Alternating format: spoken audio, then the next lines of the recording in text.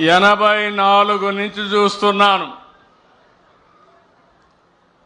ఆ రోజు ఎక్కడో రాజీవ్ గాంధీని హత్య చేస్తే మాచర్లలో ఉండే రౌడీలు ముఠా నాయకులు ఇక్కడ ప్రజల ఆస్తుల్ని విధ్వంసం చేశారు. అవునా కాదా అని మిమ్మల్ని అడుగుతున్నా.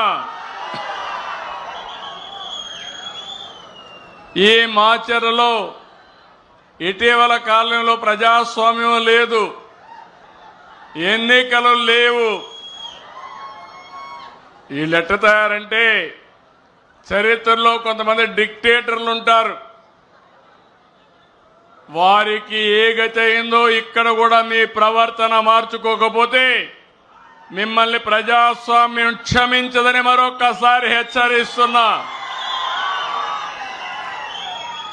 ఇన్ని సంవత్సరాల అనుభవం ఉండే నేను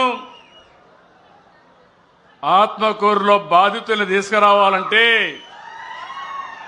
ఇక్కడికి తీసుకురాలేక గుంటూరులో క్యాంపు పెట్టి నేను రావాలంటే మా ఇంటికి ఆ రోజు తాళ్లు కట్టి రానీయకుండా చేశారు.